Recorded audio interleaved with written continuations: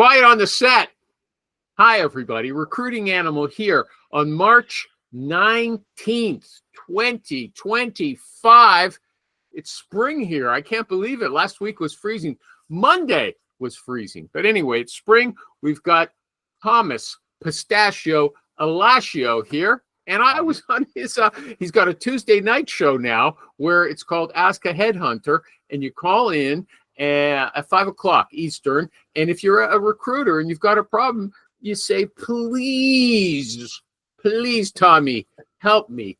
Tell me what to do. And I thought I would see lots of poor callers. No, I was like just like the Recruiting Animal show. All right, we're arguing with each other. But anyway, here he is back with me today. And we've got an important question to start, okay? I was just reading, Tom, that compared to introverts, extroverts are happier. Social connection is one of the strongest predictors of well-being, and extroverts are more socially connected. Now, you told me, it's hard to believe, but that all of your clients are looking for extroverts. They want people who are lively and bubbly and happy, right? The positions that I fill, yes. The positions that I fill, yes. Okay, so do you go in and say for a new client, do you want an extrovert or an introvert?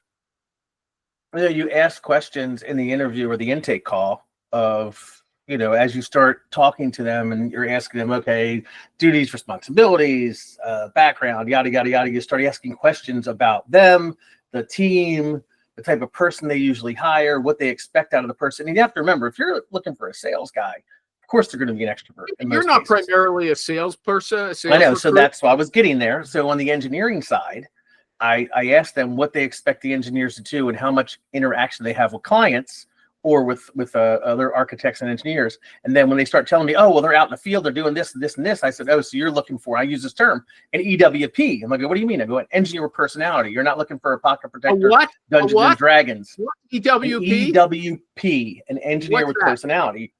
Engineer with personality. Yeah. Do they laugh? You're not looking for a pocket protector, Dungeons and Dragons playing engineer.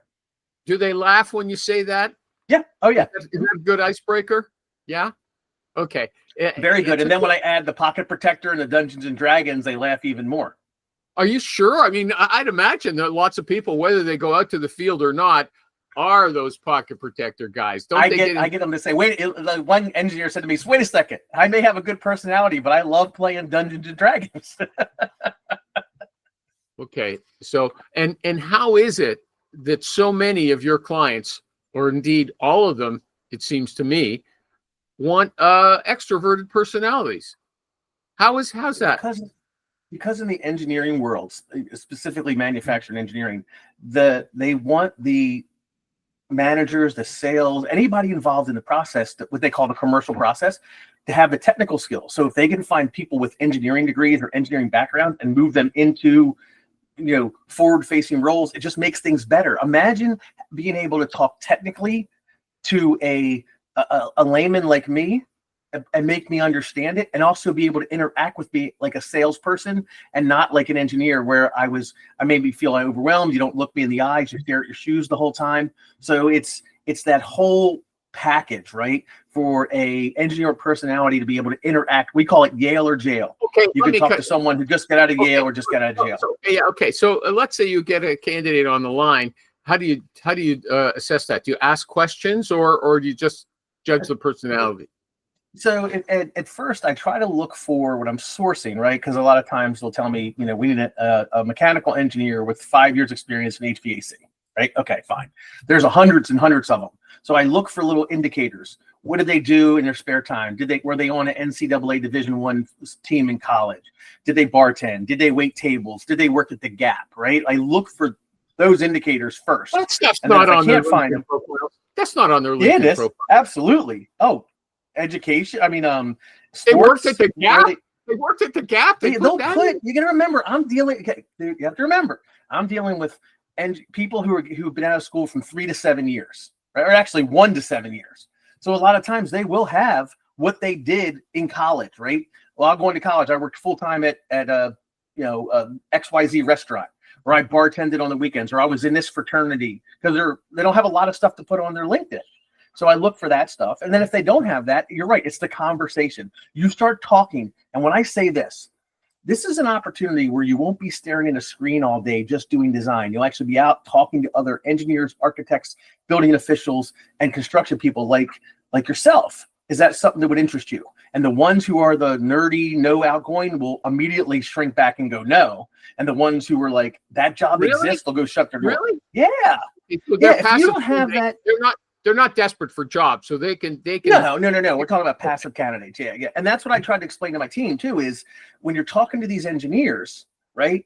You're looking for the one who is engaging, who's got an outgoing personality, who gets excited to find out they're not going to be sitting behind a desk all day. Right? That's what we are looking for. Okay. I did this search for Simpson Strong-Tie a gazillion years ago, and I filled field engineer position for them. And this was early on before this was more mainstream in our industry. And I remember calling these guys, and when we pitch them, and the ones who I swear to you, I got a guy go, that exists? Really? Hold on, let me shut my door. I still remember it. He's a vice president now at Simpson Strong-Tie.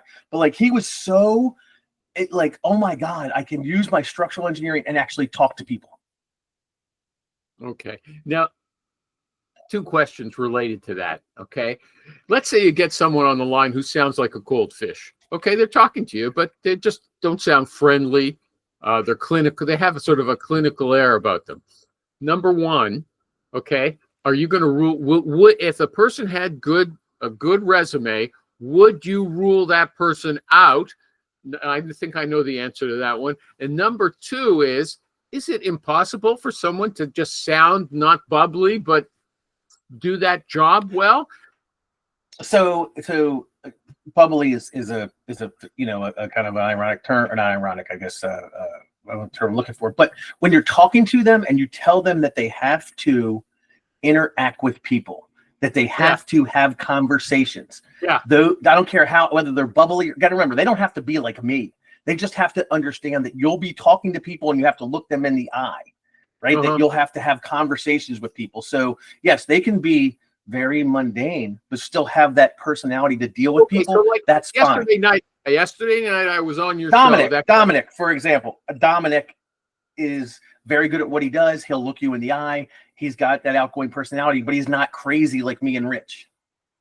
Okay. He doesn't. Yeah, he's very low key. I don't know. I wouldn't call him outgoing until his general approach, but not his immediate. But look at Abu, the guy who called in yesterday. Okay, to your show. Great personality for a technical guy. Great personality. I immediately liked him. Okay, he was soft spoken.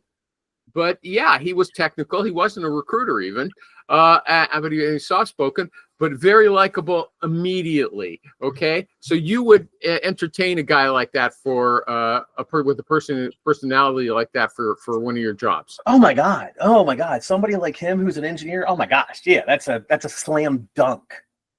Okay, it's just because he was personable but low key. So when I said bubbly, that's way off base. Yeah, in the engineering world, they don't have to be bubbly. I have a girl interviewing today at 3:00, and she is bubbly as all get out, right? She's called me twice. We talked about St. Patrick's Day. She just sent me a text saying that I don't know if you've ever seen my my disclaimer on my email. It's very long and it's very convoluted, and it says stuff about the dog next door is living on borrowed time and stuff like that. It's a very long, crazy disclaimer. And she sent me an email that said, God bless the mutt next door. May his remaining borrowed time be sweet. Looking forward to the conversation, Bethany. Right. So this is a geotechnical engineer who's just got an amazing, outgoing, bubbly personality. She's going to kill this role. Right. So yeah, they exist, but they don't have to be like that. As long as they can look you in the eye and have no problem dealing with customers. Interrupt you. Okay. If you got somebody who was qualified, but you didn't really like the personality, here's my guess: you would still go and present that person. You would never rule them out based on their personality alone. You go in and don't let me finish. You tell your client, look, this person has what you're looking for, but I'm not sure about the personality. You judge. You can judge. Have a call with them. You would not rule them out based on personality alone. Am I right or wrong? that? Well, it would depend. It really would on the client and the position, right? So yes, I have done that. I have said on certain like a design position where I know they're looking for somewhat of an outgoing personality, but let's say it's strictly a design position. I may call up Corey and go, Corey, look, he's not typical personality we look for. However, his design skills are great. He's very interested. He's, local. He's in your money range. I think he's worth the conversation. You just guys decide if you think you could use him. And then they may say, you know what? Because I've said this before. Sometimes they're like, you know what? Not everybody has to be me. So yes, we'll talk to him. And if he fits all the other things they're looking for, then they will hire him. But if it's a sales engineering role where I know they're going to be out in the field doing stuff, I would not waste my client's time. No. Really? And how would you turn off the candidate? Well, chances are, dude, that if he is. So you keep saying they select themselves out, right? Yes, exactly. Yeah. I mean, I can't see any engineer that has that personality that doesn't fit being excited about this job. And I had a guy actually block me, my phone number, and did not show up for the interview and refused to take my call. So I had another recruiter call him and he blocked that recruiter. And he couldn't tell us he didn't want to go on the interview. And it was a job just like this. And I even told the other recruiter, I was working with another recruiter on this. I said, like, I'm not sure this guy's got the personality. He's like, oh, well, let's just see, because, and I said, we'll see. And he didn't show up, blocked my number, and then blocked his number. You know what? That makes me think, because sometimes it's good to tell people, I've never done it, but it makes sense. Look, if something comes up, if you're unsure about something and you want to back out, don't be afraid to call me. It's just like a parent telling their kid, look, if you get in trouble, I still want you to talk to me. I'm not going to punish you. Okay. So yeah, that's why I don't understand. I'm not a mean person. I wouldn't yell at him. I don't yell at anybody. If he said this is not for me, Tom, they don't know that. They don't know that, right? I'm a nice guy on the phone. No, I spend a lot of time with my candidates. I can't believe that he felt like he couldn't talk to me. That really it did actually bum me out a little bit, because I felt like, man, are you telling me I was that intimidating? Like, what did I say that was that intimidating? Well, you know what? He did you a favor. He selected himself out. Okay? Oh, yeah. Oh, absolutely. Yeah. There's no match there. And in fact, one of the questions today that I read was, somebody asked, how much time do you spend with candidates? And I always thought that I spent way too much time. Rich says he spends 15 minutes with somebody in a screen, right? That's all. Look, if you're busy with something there, that's okay. Just let me know, and I'll keep talking. It depends on, again, it's one of those things, right? It depends no, you on. Just said you spend a lot. You said I spend a lot of time with my candidates. I heard you say it a minute ago. I do. In general, I do, but it depends on the position too. And in Rich's defense, if it's a candidate that fits all the boxes on everything, and you start talking to him, and in the 10 minutes you can tell he's got the personality, and he doesn't want to talk. Yeah, I can move on. Like I spent 25, 30 minutes talking to Bethany. I just got off the phone with Francisco. We spent 12 and a half minutes because I recorded the phone call. And I still was able to get all the information I needed. He didn't want to spend talking about other stuff. So I'll gauge the candidate too. Like, we could talk about he went to school in Mexico. I tried to engage him in that. He didn't really talk about it. So we moved on, right? Sometimes they don't have time. So I can do it in 15 or 50. But I like to get to know my candidates too and make them feel comfortable with me, so they don't block me, so they don't ghost me, so they know that they can call me and go, Tom, this isn't the right opportunity for me. I changed my mind. Across the country. His ears were burning. We were just talking about it. Yeah, his ears were burning. Love it. You spend only 15 minutes talking to candidates before you send them out. Am I right or wrong? It's pretty accurate. There you go. Every single one. You never talk longer than 15 minutes to a candidate ever, right? What are you, animal? Well, that was just we were talking. It's like in general, I'd like to spend a little more time, especially with the engineering candidates. I want them to feel comfortable with me, and that they, can call me back and not ghost me. Like, this guy blocked me. He didn't want to go on the interview and didn't call me back. He just blocked me and didn't show up. Right. So that upset me a little bit, because I try to spend time with them, make them feel comfortable with me. Yeah, I mean, listen, it depends. Like, I've set up 15-minute blocks. My calendar, if you go to my link, it's 15 minutes. But no, there's people I'll spend an hour with. It all depends, who they are and what they are. But, for the most part, I can tell in 5 minutes this guy's right or wrong for the job. And I think I know I'm usually right. So this about the 5 minutes, that's beyond the resume, right? So you've got the resume, or are you talking? Yeah. You don't have the resume. Well, it's with. I mean, it was just the LinkedIn. You don't really need the resume. you need for my guys, because they're not engineers, I need to know how they're going to answer questions. What's the, it's what are the questions they're asking me? What are, how do they answer? What's their style like? You could give the best answer, but if it's not the right style for the hiring manager, it's not going to do you any good. What do you mean? Or not they're the right bullshitting. style? We've got another question here. Well, okay.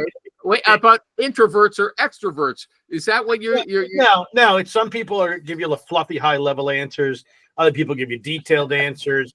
Other people give you like too long an answer. Other people give you too short vague answers. answers. Yeah, but depending on the client, some client may like the fluffy answer. Some guys want the highly How do detailed. you know your client likes a fluffy answer? Who would want a fluffy answer? Well, it was a lot. I had a particular client who liked very he had weird tastes in people. Like, I didn't recommend, like, the people that he hired, I did not often agree with the hire, but he hired them and they actually did well. Oh, really? Him. They did. Yeah, I mean, the VP ended up getting fired because he had just hired the wrong people. But the CEO also was kind of the CEO kind of flipped his lid too. But it's the joys of startups, man. Startups are crazy. Okay, that reminds me of somebody said that there was 50. It was a search for a very specific kind of person. This is a point I always like to make. And there was only 50 qualified people in the United States. Okay, and she got one, sent the person in. The person said, "I want to see more people for comparison." She said, "Look, we might lose this person by the time I find somebody." And that's exactly what happened. She found a second candidate. Yeah. She found another candidate, and the first one had been recruited or moved somewhere else in the meantime, right? So they lost the first one. Then the second one, they lowballed the candidate, okay? And the candidate said no. Then they offered more than their original offer, okay? They came back. They really wanted to get him. The candidate said, "This is a red flag. I think this is a sign of bad times to come. I don't want this job," okay? So they blamed the recruiter. She warned them on both times. It doesn't matter. So my point was, Rich, that if you're telling your guy, "Don't hire these people. I don't know if they're right for you," and they do it, I don't think that they will accept responsibility after for saying, "Rich." No, listen, there's very few people accept the responsibility. I mean, you tell me how it's my fault you hired the wrong person when your whole team interviewed everyone. It's as I've said before on here, it's like blaming the priest for your divorce. Okay, but Amy Miller. Very good, huh? He's Catholic, like so he gets it. Okay. So Amy, I'll tell you a funny joke later. okay. Amy says always have a paper trail. So if the hiring manager says you've got to warn, look, I'm going to warn you, you're going to lose this candidate. It's going to be really hard to find another. Okay. Have it in there, get a reply. And so when that's different. She's an internal recruiter. That's different. It. The thing is, she can go up to the VP. She can direct that hiring manager to the VP and said, it's not me, it's her. Okay. I've told you this story before, but I mean, this long time ago, the VP hired a guy that I absolutely said you shouldn't hire. It was my candidate. I'm like, this guy's a liar. I wouldn't hire him. I want nothing to do with it. But if you hire him, you're certainly paying me. But there's zero warranty. And 30 days in, they fired the guy, and the VP went fucking ballistic. He's like, "Oh my God, I can't believe you sent this guy to me." I sent him the email, the paper trail to your point, and then I sent it to the CEO, who I also knew, because you try to multi-thread everything. This is the joy of being multi-threaded. You can do these things, and they ended up firing the VP of sales, and I got to replace both of them for 2 more fees. So, it worked. Well, there you go. Think about it. How that. A VP of sales, like how it was more obviously this was the final straw, but it wasn't. But it's like if a guy's telling you this is not the guy to hire, even though I brought him to you, I found other information out. I don't feel comfortable with him. I don't know. I would listen. Wouldn't you be a giant red flag? I just think it's Tom. What do you say to that? Did you hear it? I heard half of it, and I agree that No, here's when- you warn the hiring manager, don't hire this guy. yeah, I don't gave hire you this the guy. This is not a good. I'm not giving you the. In my opinion, this is not going to be a good fit. So don't hire him. If you want to hire him, it's up to you. But I'm not giving you a warranty. I mean, that's that. I haven't had to do that. Oh no, if no, I say that, they usually don't hire warn him. the guy, if you hire this person, I'm not going to honor my guarantee. Did you say that, Rich? Yeah, in writing, and then I put it in writing. Oh, okay. Would you do that too, Tom? That's pretty aggressive. Yeah. I mean, that I would say, like, hey, look, this is not a good fit for you. I don't know why you guys are considering with this guy. He's not a good fit. Whatever. If you want to hire him, that's up to you. And I'm going to charge my fee, but man, no warranty. I'm telling you right now, this guy isn't going to make it. Yeah. Exactly. You don't want them to hire that guy. That's the whole point. It's too many. Yeah, I mean, people, you're not a desperate recruiter. You are doing what's right for the Yes. client, and that's what's yes. important. You want them to understand that. So this is an example I gave Tom before you came here, Rich. He needs people who are engineers, but they enjoy going out and talking to people in the field. Okay, and so I said, well, what happens if you get a cold fish on the phone who says he's interested or she's interested? I said, would you turn him off or would you show? I said, you're going to probably present that person to the company, but say, I'm not sure. And so this is the exact kind of person we're talking about. You might even say, look, I talked to this person. I don't think she's right for this job. I feel obliged to tell you about her, but I just did that last week. And the client's like, you know what? Perfect. He's like, make that call 30 minutes instead of 45 minutes. That way he knows I have a concern about her. and he doesn't have to waste as much time. But, there's something there. And, lo and behold, I was right. And she was a flake. Okay. But the point I was making with Tom was that you sort of have to show this person to your client. Otherwise, someone else might present him or the candidate might go direct if you let them. I find it very interesting that any candidate that I pitched that job to didn't have the personality would want the job, right? That's what I was trying to express to you. If I get an engineer on the phone and he's a wet potato and I tell him what the job is about outgoing, he has to talk to clients, customers. He's not just talking to engineers, he's talking to contractors and building officials and blah, blah, blah. And he still wants the job. There's some disconnect. How can someone who has this shitty of a personality want to do that? Okay. Yeah, but it happens. I had an RVP do that to me last year. Stuff happens all the time. That's why you got to protect yourself.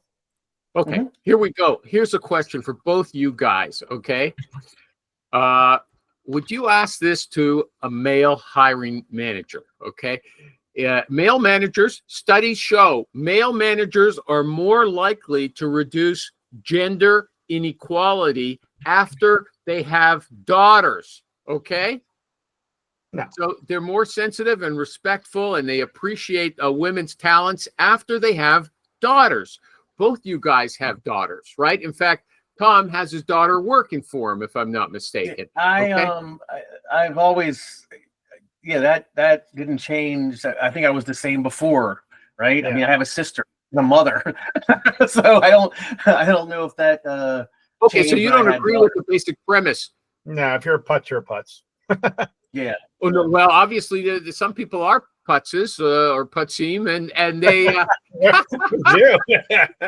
and once they have a kid who they see closely and love and respect, they change. It's the same in all kinds of bias. You get to know a person, an individual, and your opinion changes. So you don't believe. So you guys, it didn't change you, okay, to have a daughter. But what about the people you deal with? You don't think any of them have that kind of bias? I'm sure some do. Oh, but it's rare. You're saying it's rare. I mean, listen, you've talked to so many people, I don't even know it's rare anymore. But listen, people have all sorts of biases, and you just got to roll with it. Okay, so don't ask your client, hey, do you have a daughter? Yeah, really, exactly. Yes, it would be a good selector if that was true. Okay, and they go, well, what are you asking for? And then you got to introduce them to the idea. It's a bit of an icebreaker. Yeah. Okay. Not the worst thing. What about Grok? Okay, that's the AI tool that's built into X.com. I saw someone raving about it this morning. A recruiter. Do you guys have you haven't used indulged? it. I haven't used it. Tommy, have you I wasted mean, any of I've your- used it. It's they're all fighting for the best, right? And then when it comes down to it, I have my favorites for coding and for writing stuff. I have my favorites for deep research. I have my favorites for writing my summaries. Right? I use all of them, and it's just Grok's in there. I've used it. Research. Tommy, what are you using for deep research? Chinese DeepSeek or Perplexity. Dude, I have funny. Why would you use DeepSeek of all of them? He's I mean, the one he didn't like because it it's for. amazing. It's Because it's amazing. I gotta tell you, I am not a paranoid individual about that stuff, but that is just like you might as well just give them your password to your bank account. That has been proven. That go Google DeepSeek. I mean, Oh yeah, I know. Yeah, that shouldn't even be But on your. do you think the other ones are any better? Yes, actually, I don't. 100%. People don't know, you people might not what you're talking about. Rich has said here many times, I don't give a hoot if they get my privacy's not my issue. Now he's saying he doesn't want the communists in China. Again, a famous animal paraphrase, but there's certain programs you just know they're taking stuff off of your system, whether you like it or not. And DeepSeek has Hold been on. Off proven. of your system beyond the kind of question you're Yeah. asking. Oh yeah, go Google right now. DeepSeek, that's all over the place. They violate. It's definitely that.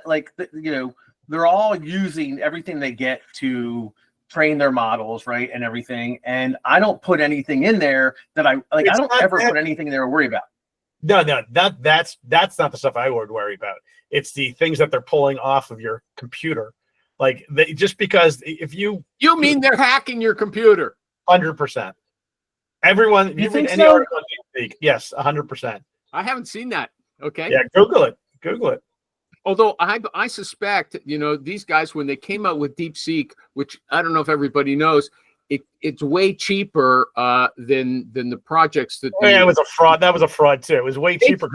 They didn't report all their stolen chips they were using. Yeah, they stole all kinds. They got the code was from an MIT project, and then they stole the other half from OpenAI. So wow, you know a lot about it, Yeah. Richie. Too much.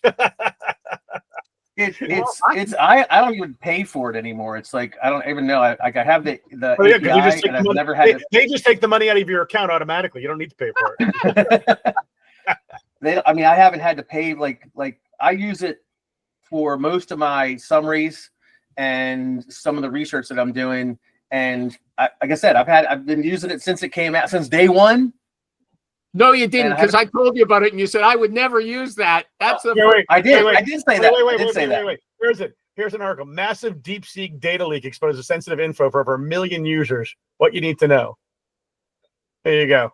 That took all of half a second. That's just a data breach. They like can have my every info. I other, don't care. No, it goes beyond the data breach, but they're also, since they're into your data, it's like a lot of the programs you put onto your system get weaved into your computer, and they got all sorts of backdoors and hacks into it. So I don't know. China's got enough info without just giving it to them. And remember too, I do everything via the API key through TypingMind. So I don't use the apps, and it's all API key. So I don't know if that helps me or not. TypingMind, that's his consistent. I have to say that's Tom's consistent recommendation. Okay. Go ahead. Building and nurturing a talent pipeline. Okay, and I've got a buried time bomb in here for you guys. Okay. Building a talent pipeline, I'm reading somebody, in advance of job orders allows fast access to qualified candidates. Okay, let me say it again. Building a talent pipeline in advance of job orders allows fast access to qualified candidates. Staying in touch with them via social media postings or newsletters ensures that they take your call. Okay. Now, can you do that without a niche? I don't think so. And you guys have been arguing with me for weeks now, a few weeks, that you don't really need a niche to do a great job. This guy is saying, yes, you do. No, it's not. Have we ever said you didn't need a niche? Yeah. I'm No, sorry. we I said- smoke a lot of weed, but I Yeah. can't ever remember saying that. We said you could get the job done if you didn't you if said you didn't have a you niche. like- But as a one-off, it's one thing. But No. you absolutely want a niche. There's no question. And okay, so yeah, so fine. If you don't have a niche, that pipeline thing you're talking about is going to be real difficult to work, right? Unless you Whereas just if you put had it a in niche general- and you're Here's what you guys said. No, Yeah. I'm not calling the same people all the time. No, most of my other people I'm approaching don't know me, so I don't need a pipeline of people who will take my call. Isn't that what you guys are saying to me? Say that again. I don't think I remember saying that. You No. guys are saying, Rich says, I send out 400 emails, okay? I don't deal with a pipeline of people who know me already, okay? Isn't that what Rich says? Out of context, sure. Yeah, I mean, it depends on the search. Yeah, You may have a exactly. search where you don't know anybody, but if I have a search where I know people, I mean, like that's a And the Again- 400 people is a combination of people known and unknown. So Yeah. it What is- percentage? Like Rich, Tommy also told us now he sends out 300 emails as well, okay? nowadays, that's the part No, I of don't. that's part, You Well, I did? don't- Okay, I mean, maybe I not all send the some, time. but not 300 all at once. yeah. Oh no, well you don't want to get knocked off LinkedIn, so you measure them out, right? But okay, anyway, they've got this out. Oh, that's out of That's context. not an email then. That's not an email if I send They them via get out a LinkedIn. jail card, okay? I can quote them exactly. Oh no, that's not exactly what I said. Okay, yeah, that's what they said. They said they would nail me to the wall if I was working in a specific niche, and they got that same search in that niche. Okay, that's what Rich said for sure. Probably I true. think Animal's the guy that's making these like all these little TikToks up that are like half edited, to make it look like Biden could stand on his own and stuff. Okay, I got another question for you, man. For a manager's job, this guy. Do you guys know Daniel Pink? Yeah. Okay. He's a psychologist, a popular psychologist, and he was quoting Bob Dutton. Do you know Bob Dutton, the No Asshole guy? He wrote the book, No Asshole. Another book. No Asshole book that was popular about 10 or 15 years ago. Okay. He said, if you want to be a better leader, make sure that 10% of the people you know hate your guts. Okay. Because it's good. It's a nice striking way of putting things, isn't it? Because it's good to have friends. It's good to have a lot of people like you. They'll defend your back if you need it. But if you're a real good manager, you have to do what you think is right, and you're going to upset people who disagree with you, and you have to be willing to take a lot of flack. So if you're interviewing somebody, is it worthwhile saying, look, can you tell me about a decision you made that you got a lot of flack on or negative feedback on? Would anybody ask that question as a staple question for a manager? Is it reasonable? No, they're not even looking at me, so they're not interested. I think it's good. What was the question?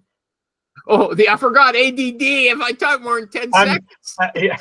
It's just looking at something. Manager's got to make decisions. A real leader makes decisions that lots of people aren't going to like. Okay. So if you've got a good manager, he or she will be able to tell you immediately, yes, I made this decision. A lot of people didn't like it. I got a lot of negative feedback. Not everybody likes me in this company, but here's why I made that decision. Is that a good question to ask? Have you made a decision that you got a lot of flack on, a lot of negative feedback? People didn't like it at all. Is that a good question?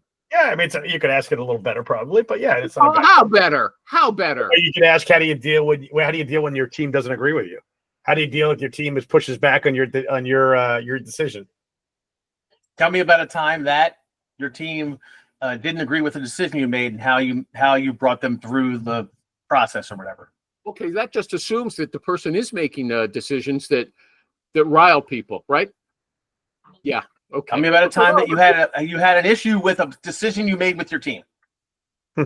Okay, well, if you guys think you're coming up with better questions than mine, okay, feel free to Yeah, air them. I mean, you know what I was doing before you really interrupted me? I asked Claude, I'm like, who are the top 10 sales trainers? What did I ask it? Who are the top 10 sales trainers you can write like? And then I had to write cold BD emails for each of the 10. I got to tell you, some of them are pretty damn good. Like Zig Ziglar's is actually good. Grant Cardone's. What's this any good? But in 10 seconds, it wrote these pretty good generalist BD emails. What was the question? The prompt for it was write basically I said, who are the top 10, who are the top sales trainers you could write like into Claude? And then I gave him, and then I said, write a cold BD email using each of their styles. Okay. Here's the kind of question you guys like. Okay. Okay. This recruiter has a button on his invoices so you could pay him directly to his bank account, right? Mm-hmm. But so it takes like 2 or 3 days to get the money. But all of his clients, He's got that on DeepSeek, what? He's got that on DeepSeek. They just got right into his bank.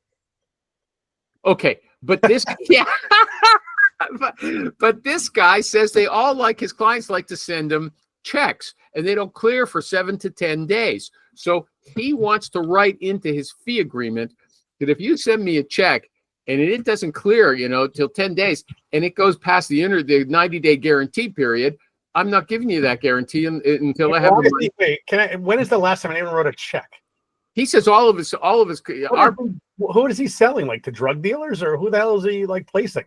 I mean, you just put on your invoice your routing number, your wiring information. Yep. I haven't gotten a check in a decade, probably. Okay, well, I get it. So there's one client who still pays by checks. It's an old school company in Texas, but everybody else pays me ACH. And I actually have a couple companies that have asked to pay with credit card, which is a pain in the ass because I got to pay a fee. Yeah, they charge them a fee. This guy says most clients pay by check still, even though we offer an easy payment button on the invoice, which deposits into our account within 2 to 3 business days. Our bank, Chase, for about 6 months now, has been putting all checks on hold for 7 to 10 calendar days until they collect from the other bank. Okay, our current fee agreement reads: if the fee is paid within 15 calendar days after the start date, a 90-day replacement guarantee will be in effect. I'm thinking of changing that to, if you pay using a check, your check will be put on hold by our bank for 10 days. Therefore, we consider They've changed their bank. Okay, that's the answer. Okay. Yeah, because so I'll give you an example. I've had checks like drawn on, like Nucor sent me a check a year and a half ago that was drawn on the Bank of Arkansas, right?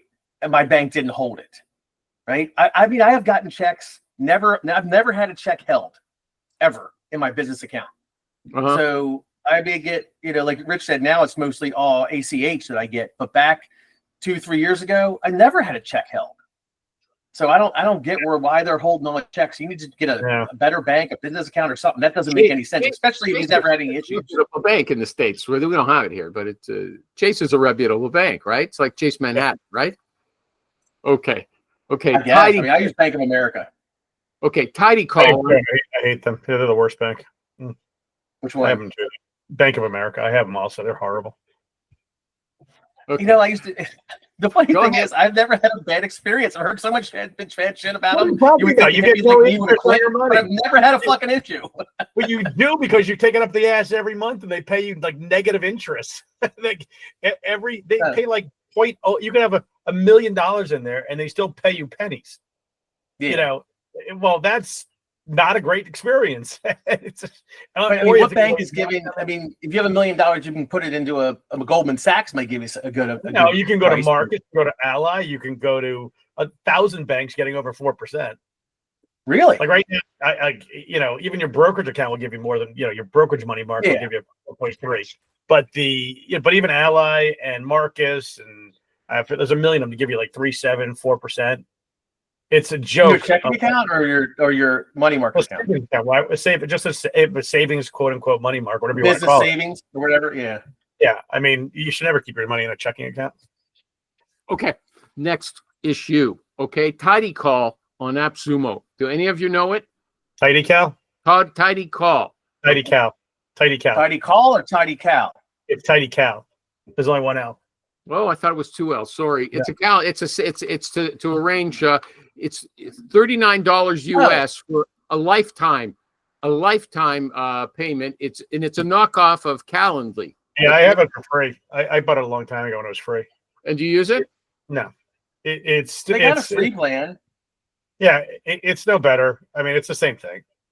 she says it's cheaper. She has to pay Calendly every month, and this is $40 once. I don't know. I have the free version of Calendly and it works fine. So Yeah, the free So you're version. using If you only free want to version. have one up, the free version of Calendly is fine. I have Microsoft Teams, so I get a bookings thing for free through that, and I have two or three different things through that. So I mean, yeah. Okay. Yeah, Gavin actually had something to say about this. Can you guys say, imagine what he said? What? yeah. He Don't said let it's anybody schedule with crazy. you. Call them I directly. would never use this stuff ever. He said that's a fantastic opportunity to get on the phone with your candidates and your clients. You set up the interview in a few seconds, and then you've got an opportunity to ask them other important information. He uses it to further his relationship for business development with those guys. So he's alone on this. I've never seen anybody agree with him. Because sometimes you just can't. You just got to they just want to set up a call. Like I'm with him in general. You always want to get on a phone call, but when you're at that point, you're just getting on the first meeting. You've sent an email out. They want to, they don't want to talk to you about setting up a meeting. They just want to get the meeting set up and go away. There's Yeah, the you one still have that. Rich makes a great point. You have that in case they want to just like they saw your LinkedIn or someone recommended you. They go and they say, "Oh, I'll just book a call with him real quick." Right? That's what we do it for. I don't expect every client and every candidate to book a call with me. Right? I have that. So if someone does, like, I got a guy who booked a call with me because he saw something on the round table he wanted to talk about. Right? And so I have that set up where I only talk after hours. So we're talking to him today at 5:00. Right? So there's nothing wrong with that, but I never expect every candidate and every client to book a call with me. No, that'd be nice though. Okay, another AppSumo tool, Reoon. Do you want to correct my spelling on that one too, Rich? It's an email verifier. REOON. Anybody? I haven't seen that one. Never heard of it, eh? No, I haven't seen that Email one. verifier. Okay, you guys are tired of my Again, question. what does that mean? Like so everybody's talking about email verifiers, but so it has a blue check mark. What to do? I mean, I don't know. Yeah, well, that's the thing. It's I can say, like, if you use Outplay, it verifies these emails before you send them out automatically. Okay, but you said so being does a lot verified of is them like do. very important, right? Being verified. Well, it's definitely important, but it's I mean, if you start sending too much bad bounce to emails, you get flagged as a spammer. Okay, final question. I know you guys are tired. Okay, final question. Okay, Tommy's taking a lot out of us today. So he argued with you. It took a lot out of you. I could tell. Okay.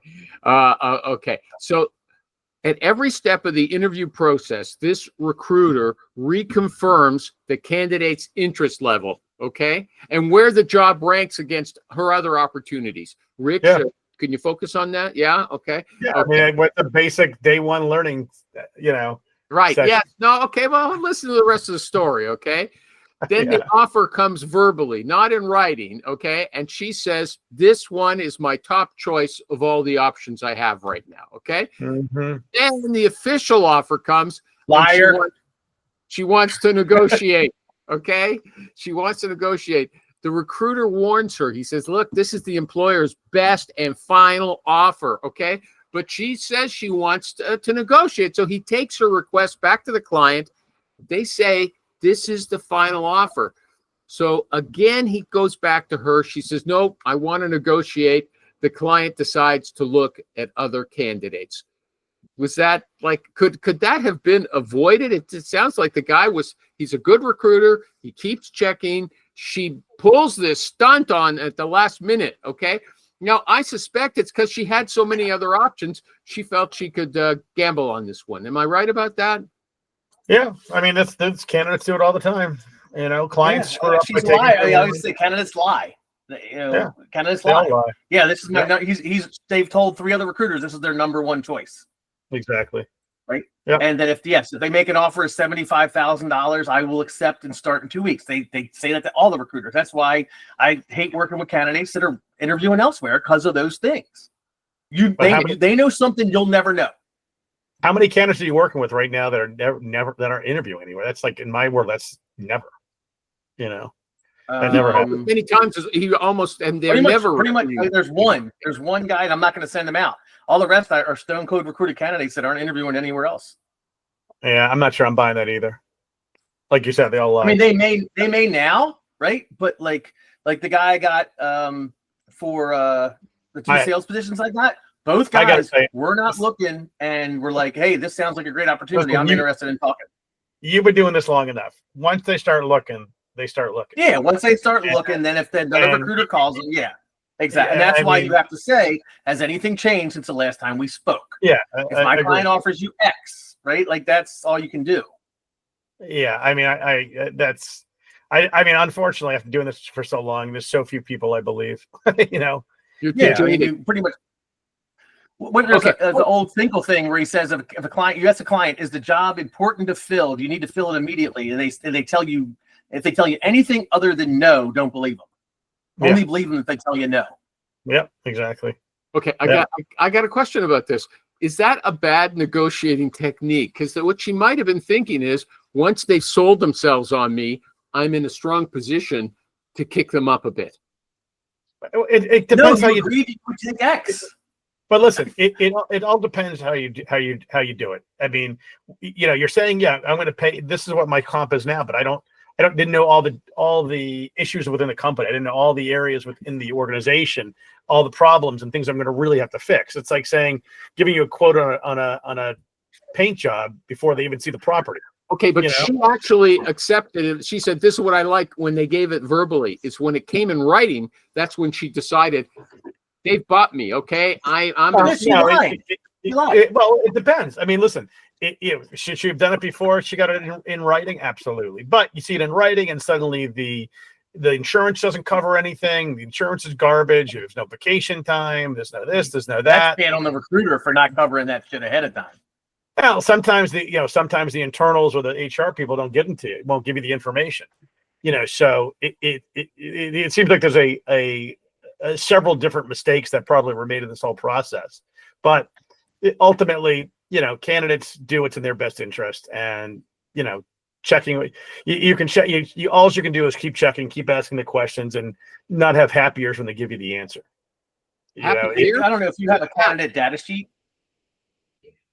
But it doesn't. But you know, that's how people answer the question. What they say and how they say it are two different things. What's happy ears? Happy ears, like you hear what you want to hear. Oh, okay. Yeah, you know, that's what. And recruiters, a lot of new recruiters are afraid to ask the hard questions, right? So when you're doing a candidate data sheet, period. What is your base salary? What is your bonus, or what is your commissions, right? How much do you pay for medical? What does medical cover? Do you have a 401k? Is there a match? How far do you drive to work every day? Do you have a company car? Do you have a car? All those things are part of the compensation. And so often recruiters will ask, hey, what's your base salary? Oh, my base is 80 and I can make up to 20% bonus, right? Oh, well, our base is 100 and you can make a 30% bonus. But how often does the bonus come in? We don't know. And then all of a sudden you find out all their medical is fully paid for. It includes dental and vision. And your medical costs $1,000 a month. Boom, your deal's dead. It's not asking the right question. Those who have done splits, how many times you get a candidate from another recruiter who is like, oh yeah, this guy's making, you know, $150,000. And then I talk to him and the guy's making like 120. And, you know, but the recruiters heard what they wanted to hear because that's more money to them. You know, or, you know, it's just, everyone just likes to, they don't ever want to push back and get the real answer. They got an answer. Exactly. Good enough.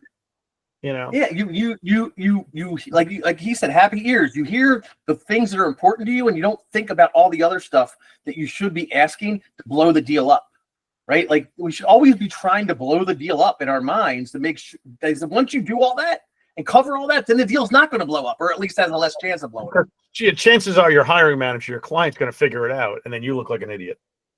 You know, people are afraid if they take too much time going through this stuff, they'll alienate the candidate. He's got to answer a bunch of questions. He doesn't like the candidate's not interested in the job. So you're willing to answer all my Okay. questions. Okay. Yeah. I mean, like this is the problem. I'm afraid the client's going to be upset with me. I'm afraid the candidate say, "Why? Fuck, then find somebody else for Christ's sake."